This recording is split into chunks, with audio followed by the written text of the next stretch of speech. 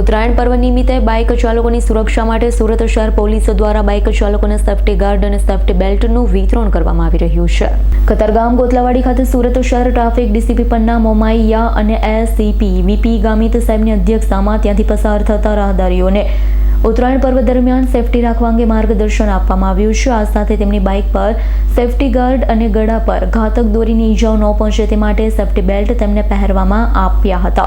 200 જેટલા બાઇક ચાલકોને safety belt અને સેફ્ટી ગાર્ડ આપી તેમની સુરક્ષા સુનિશ્ચિત કરવામાં આવી છે। ગૃહ રાજ્યમંત્રી અને નાયબ મુખ્યમંત્રી હર્ષ સંઘવીએ સુરતમાં પોલીસને ટકોર કરી હતી। ઉત્તરાયણ પર્વ દરમિયાન સામાજિક સંસ્થા સાથે મળી આ કાર્ય અવશ્ય કરજો અને સુરત શહેર પોલીસે પણ તાત્કાલિક જ બાઇક ચાલકોની સુરક્ષા સુનિશ્ચિત કરવા માટે કામગીરી હાથ ધરી છે।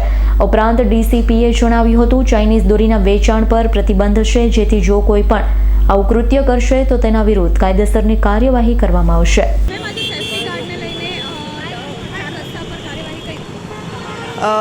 હાલમાં ઉત્તરાયણનો તહેવાર આવી રહ્યો છે અને આપ જાણીએ છીએ કે અત્યારેથી જ બધાને એટલો બધો ઉત્સાહ છે કે એ લોકો પતંગ ચગાવવાની શરૂ કરી દીધી છે। લોકોએ સરકારશ્રીએ ચાઇનીઝ દોરા અને ચાઇનીઝ ટુક્કલ પર પ્રતિબંધ રાખેલો છે, તેમ છતાં પણ જે દોરા છે એ જીવલેણ ઘાતક થઈ શકે છે।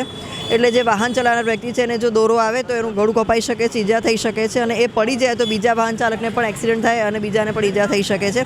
એના ભાગરૂપે આજે અમે લોકોએ સુરત શહેર ટ્રાફિક પોલીસ દ્વારા અહીંયા ગોટાલાવાડી ખાતે કાર્યક્રમનું આયોજન કર્યું છે, જેમાં લોકોને ગળા પર જે ગાર્ડ પહેરવાનું હોય છે જેનાથી એમનું ગળા સેફ્ટી થઈ શકે અને એમના વ્હીકલ ઉપર પણ અમે સેફ્ટી ગાર્ડ લગાવી આપીએ છીએ અને આ રીતે એ લોકો પોતાની સેફ્ટી કરી શકે અને જેના કારણે લોકો સુરક્ષિત વાહન ચલાવી શકે।